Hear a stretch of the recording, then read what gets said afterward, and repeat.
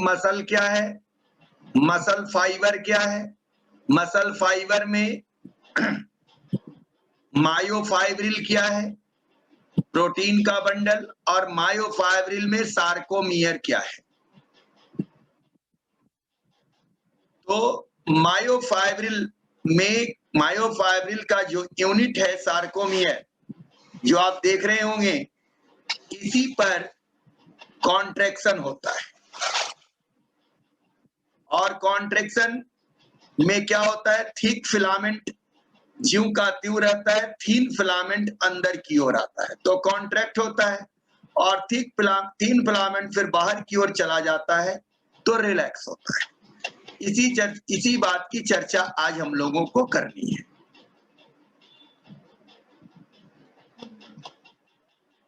Muscle contraction.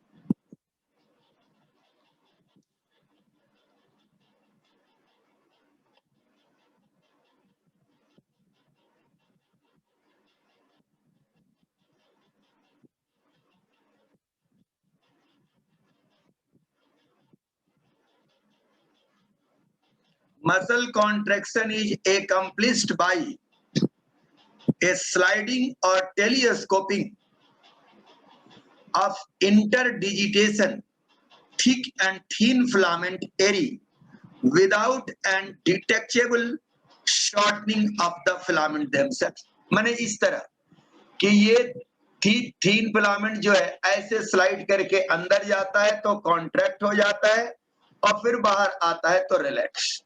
इसलिए ये slide करता है, इसलिए इसका नाम क्या है, sliding theory of muscle contraction. The force causing the thick and thin filament to slide past one another is generated by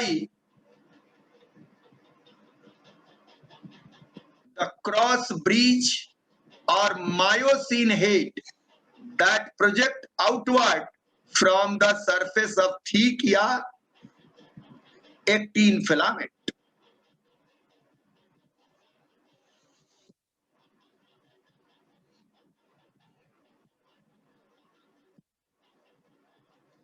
आपने बात समझा कि the force causing the thick and thin filament to the side past one another is generated by the cross bridge or myosin head that project outward from the surface of the thick filament। ठीक मने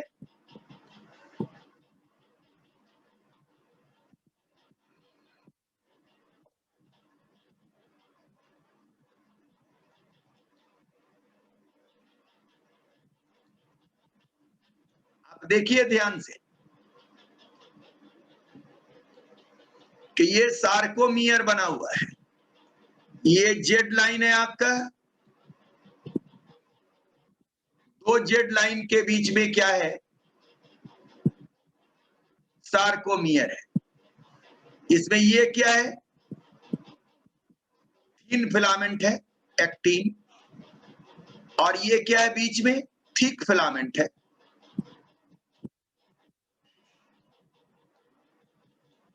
myosin. तो actin जो है myosin पर slide करेगा। ये बीच में M line है, यहां से यहां तक क्या है, एच जोन है, तो जब रिलैक्स है तो एच जोन दिख रहा है।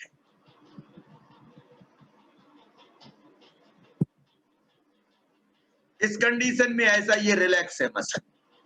अब देखिए कॉन्ट्रैक्ट हो रहा है तो क्या चाहिए, एटीपी कैल्शियम, और कॉन्ट्रैक्ट हो गया। तो आपने क्या देखा कि अब ये एम लाइन दिख रहा है,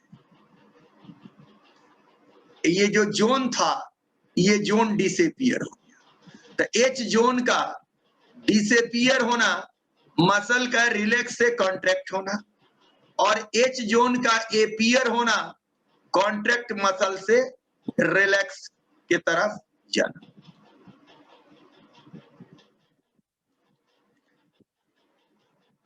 आप देख रहे होंगे कॉन्ट्रैक्शन और रिलैक्सेशन।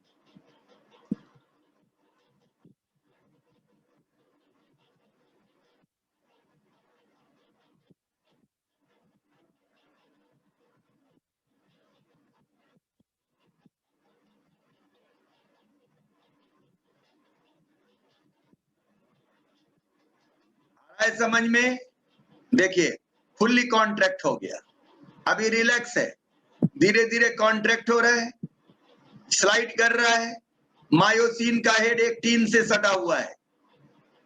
यहां देखिए ये मायोसिन हेड है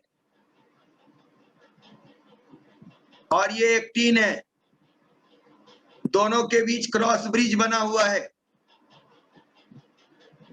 आइए आगे बढ़ते। अब हम लोग आते हैं इसके सीक्वेंस पर, बात करते हैं कि ये काम कैसे होता है। मसल को कॉन्ट्रैक्ट होने के लिए उसको कौन उत्तेजित करता है? तो न्यूरॉन, उसको हम लोग कहते हैं मोटर न्यूरॉन। देखिए ये न्यूरॉन है, न्यूरॉन इंडिंग। ये न्यूरॉन का इंडिंग है जो सार्कोलिमा पर लगा हुआ है। ये न्यूरॉन सार्कोलिमा के साथ बनाता है न्यूरोमस्कुलर जंक्शन या मोटर इंडिंग प्लेट। अब ये न्यूरोमस्कुलर जंक्शन जो है यह एसिटाइल कोलिन सिक्रीट करता है, देखिए, और ये एसिटाइल कोलिन मसल कॉन्ट्रैक्शन के लिए इनिशिएट करता है। एसिटाइल कोलिन से टी ट्यूब्यूल जो है मसल में वो कैल्शियम आयन सिक्रीट करता है और कैल्शियम आयन जो है वो मसल कॉन्ट्रैक्शन में भाग लेता है, जैसा कि आप पीछे देख के आए। तो पहला पॉइंट क्या है? Binding of acetyl choline with the muscarinic receptor.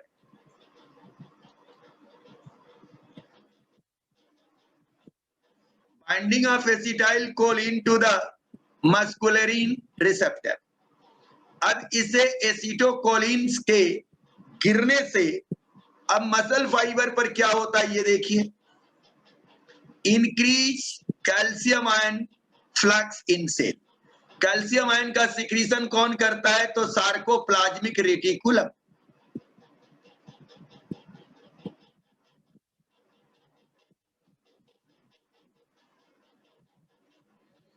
Activation of calmodulin, calcium dependent, calmodulin का मतलब होता है calcium dependent compound. Activation of calmodulin dependent myosin light chain kinase. और ये इसके से क्या होता है? फॉस्फोराइलेशन ऑफ मायोसिन, यानी मायोसिन एक्टिव हो जाता है एक्टिन के साथ क्रॉस ब्रिज बनाने में। Increase myosin ATPase activity and binding the myosin with actin. और इस प्रकार क्या होता है? मायोसिन एक्टिन से बंध जाता है और ये क्या लीड करता है? कॉन्ट्रैक्शन। तो कॉन्ट्रैक्शन कब हुआ? जब मायोसिन जो है वो एक्टिन के साथ बंध गया। इसके लिए क्या चाहिए? एटीपेज की एक्टिविटी जो एटीपी को तोड़ेगा। एटीपेज की एक्टिविटी के लिए फॉस्फोराइलेशन ऑफ मायोसिन चाहिए। मायोसिन को फॉस्फोराइलेटेड कौन कर रहा है? Calcium ion. कैल्शियम आयन का सिक्रीशन कौन कर रहा है? Acetyl choline. अब कॉन्ट्रैक्शन के बाद फिर क्या होगा? डीफॉस्फोराइलेशन ऑफ मायोसिन, उल्टा, जिससे क्या हो जाएगा? Relaxation and sustain contraction due to the latch bridge and other mechanism.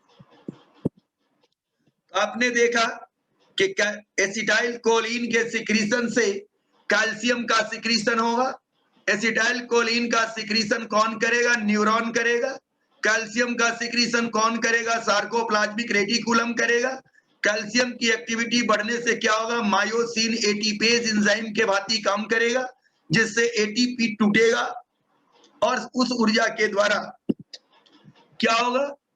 Cross bridge का फॉर्मेशन हो जाएगा और क्रॉस ब्रिज के फॉर्मेशन होने से ही मसल कॉन्ट्रैक्शन होगा। आइए देखते हैं। अब यहां डिटेल देखिए, ये देख रहे हैं एसीएच का मतलब एसिटाइल कोलिन। ये न्यूरॉन का इंडिंग है जो एसिटाइल कोलिन गिरा रहा है। कहां? सार्कोलिमा पर। सार्कोलिमा पर क्या हो रहा है? एक्शन पोटेंशियल जनरेट होगा और वो क्या करेगा? सार्कोलिमा पर एक्शन पोटेंशियल को मूव कराएगा। ये देखिए मूव कर रहा है आगे की ओर, तो इंपल्स मूव कर रहा है। ये इंपल्स क्या करेगा, सार्कोलिनमा टी ट्यूब्यूल में मूव कराएगा, जहां से देखिए कैल्शियम रिलीज हो रहा है। और ये कैल्शियम क्या करेगा, action potential trigger the calcium release through the cisternae of sarcoplasmic reticulum. ये जब कैल्शियम रिलीज होगा, ये कैल्शियम क्या करेगा, calcium ion bind to troponin, troponin change in shape removing the blocking action of tropomyosin, और इस प्रकार एक्टिन एक्टिव हो जाएगा। एक्टिन आपने देखा था कि एक्टिन पर क्या रहता है, ट्रोपोनिन लगा रहता है, और ट्रोपोनिन जैसे ही कैल्शियम आएगा ट्रोपोनिन अनमास्क हो जाएगा, जिससे एक्टिन एक्टिव हो जाएगा। तो कैल्शियम क्या किया, एक्टिन को देखिए यहाँ एक्टिव कर दिया। अब ये ट्रोपोनिन अनमास्क हो गया, अब ये आकर के मायोसिन से जुड़ेगा। अब चौथा पॉइंट हो गया contraction. Myosin cross bridge alternatively attached to actin and detach, pulling the actin filament toward the center of sarcomere। अंदर की ओर एक्टिन को खींच लेगा, मतलब एक्टिन अब अंदर ऐसे चला जाएगा। तो कॉन्ट्रैक्शन हो गया, फिर डिटैच होगा तो रिलैक्सेशन हो जाएगा। Release of energy by ATP hydrolysis power the cyclic process. इसका अटैच होना और छूटना एनर्जी डिपेंडेंट है, जो एटीपी के द्वारा होता है। अब यहां से कैल्शियम फिर क्या करेगा, आगे की ओर बढ़ेगा, और removal of calcium ion by active transport of the sarcoplasmic reticulum after the action potential end. जब एक्शन पोटेंशियल इंड हो जाएगा तो ये फिर सार्कोप्लाज्मिक रेटिकुलम में कैल्शियम रीएब्जॉर्ब हो जाएगा। और अब क्या होगा कि ट्रोपोमायोसिन ब्लॉकेज, फिर जब कैल्शियम खत्म हो गया तो ट्रोपोमायोसिन के ऊपर जो एक्टिन के ऊपर ट्रोपोनिन है वो मास्क हो जाएगा, और मास्क होने से ब्लॉक एक्टिन क्या होगा, ब्लॉक हो जाएगा एक्टिव साइट, और कंडक्शन इन मसल फाइबर रिलैक्स हो जाएगा। तो देखिए यहाँ मसल फाइबर क्या हुआ, रिलैक्स हो गया, कैल्शियम खत्म हो गया तो क्रॉस ब्रिज टूट गया, और कैल्शियम था यहाँ तो क्रॉस ब्रिज था। ये दोनों कंडीशन को देखिए, कैल्शियम की उपस्थिति में क्रॉस ब्रिज बना हुआ है, और कैल्शियम की अनुपस्थिति में क्रॉस ब्रिज टूट गया। तो क्रॉस ब्रिज जब बनेगा तो थीन फिलामेंट को अंदर की ओर सेंटर की ओर खींच के लाएगा, कॉन्ट्रैक्शन होगा, क्रॉस ब्रिज खत्म हो जाएगा, फिर पीछे लौट जाएगा, रिलैक्सेशन हो जाएगा।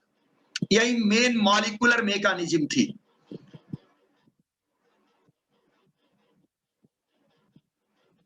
जिसमें पहला पॉइंट ये था एसिटाइल कोलिन से एक्शन पोटेंशियल का जनरेट होना, दूसरा पॉइंट था कैल्शियम आयन का सिक्रीशन होना एंडोप्लाज्मिक सार्कोप्लाज्मिक रेटिकुलम से, तीसरा था ट्रोपोनिन का अनमास्किंग होना, चौथा पॉइंट था क्रॉस ब्रिज बनना, पांचवा पॉइंट था कैल्शियम का रिमूवल होना, जिसके वजह से ट्रोपोमायोसिन के ऊपर ट्रोपोनिन का मास्क हो जाना, जिससे एक्टिन से मायोसिन के हेड का अलग हो जाना। यही प्रोसेस है। आ रहा है सबको समझ में या नहीं? मेरी आवाज आप लोग नहीं सुन पा रहे हैं? आ रहा है। ठीक, आगे बढ़ते हैं। एडीपी क्या है?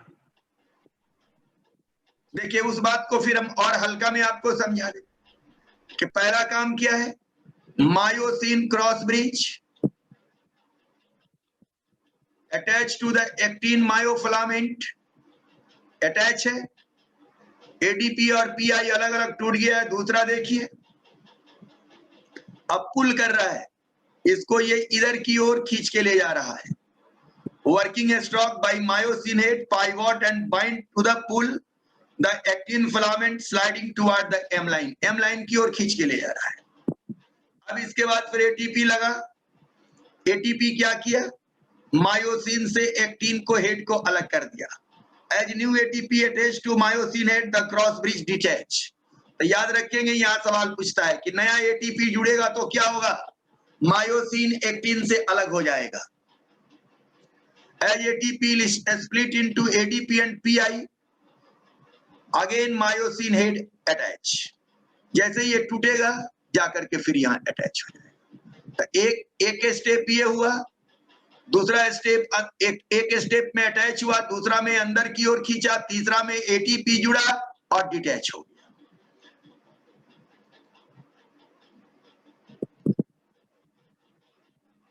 जिनको नहीं समझ में आया हो एक बार फिर मैं समझा रहा हूं. Myosin hydrolyse ATP and become recognised energised. ATP hydrolyse हो गया, देखिए दोनों छूट गया. एटीपी टूटा है, सॉरी एटीपी, ये दोनों छूटा हुआ है. एटीपी जब टूटा, देखिए दोनों एक दूसरे के पास आ रहा है और उससे क्या हुआ, myosin head bind with the actin and form the cross bridge. यहाँ ये क्रॉस ब्रिज बना हुआ है. ये क्रॉस ब्रिज क्या करेगा, myosin cross bridge rotate toward the centre of the sarcomere, power stroke. देखिए सेंटर की ओर इसको खींच लिया, कॉन्ट्रैक्शन हो गया. अब फिर क्या हो गया, नया एटीपी लगेगा तो डिटैच हो जाएगा.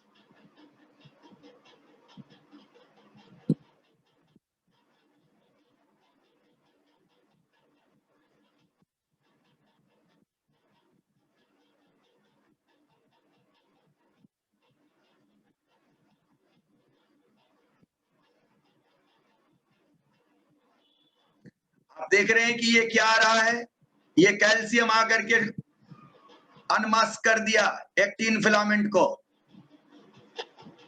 अनमास्क होने से देखिए ये जुड़ गया मायोसिन हेड और देखिए खींच के सेंटर की ओर ले गया. कैल्शियम जुड़ा, अनमास्क हुआ, क्रॉस ब्रिज बना, पुल टुवर्ड सेंटर, रिलैक्स हो गया. अब मैं समझता हूं कि आप लोगों ने मसल कॉन्ट्रैक्शन की फेनोमेना समझी होगी. तो ये था मसल कॉन्ट्रैक्शन. स्केलेटल मसल की मसल कॉन्ट्रैक्शन आपने जाना, लेकिन अगर ये मसल कॉन्ट्रैक्शन बहुत देर तक होता है तो मसल फैटिंग भी होती है, क्योंकि स्केलेटल मसल दो प्रकार के होते हैं, रेड मसल और व्हाइट मसल. रेड मसल वो है जिसमें मायोग्लोबिन की मात्रा ज्यादा होती है. आइए थोड़ा सा रेड फाइबर मसल और व्हाइट फाइबर मसल पर भी बात करते हैं.